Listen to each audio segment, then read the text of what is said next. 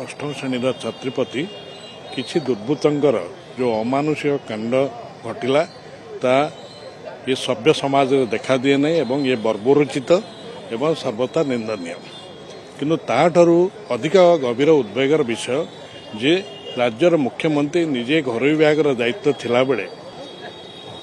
Police प्रशासन एपर्यंत दुर्बृत्त मान धरियार सफल है नहीं। आमे सदा बेले विधानसभा भितर आ बाहर आम विधायक माने भितर आ बाहर आम विजंत दलर नेतृवृंद दाबी करी आछंती जे एही सरकार बेले नारी माने ओडिशा रे सुरक्षित नुहंती। लगातार भावे बालेश्वर एफएम कॉलेज छात्री सौम्याश्री आवर निमापड़ार बड़ंगा थाना अंचल जो घटनाटी घटिला पीड़िता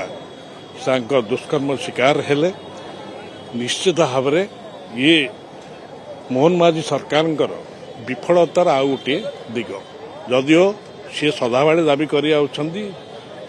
वर्षे पूर्ति सफलता अनेक ताले सौम्यश्यार आत्महत्या आउ ए पीड़िता आत्मदाह ये कौन सफलतार आउ दुईटी दिग ते निज विवेक को पचारतु चिंता करंतु आत्मसमीक्षा करंतु से केते दूर से नारी मान को सुरक्षा देवार सफल होती। आ दुखर विषय राज्यर उपमुख्यमंत्री श्रीमती पमावती परिडा जी महिला शिशु विकास विभाग दायित्व अच्छा निर्वाचन मंडल में गोटे अष्टम श्रेणी छात्री प्रति घटना घटुची सी निजे ए संपर्क नैतिक दायित्व वहन करंतु आमे जो दाबी कर आसीलु बालेश्वर घटना जे विचार विभाग तदंत ए घटनाटी विचार विभाग तदंत परिसरभुक्त करा जाऊ। आपण निजे देखिछन्ती जे प्रभु लिंगराज निकट में आम विजु जनता दल वंश संगठन पक्षर ये जो पदीय प्रज्वलन कार्यक्रम होती उद्देश्य जे पीड़िता आशु आरोग्य कामना करी आम ये करूँ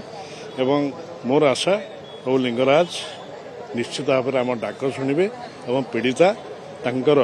जे विपद जो स्वास्थ्य अवस्था उद्वेगजनक अच्छी से विपद मुक्त है।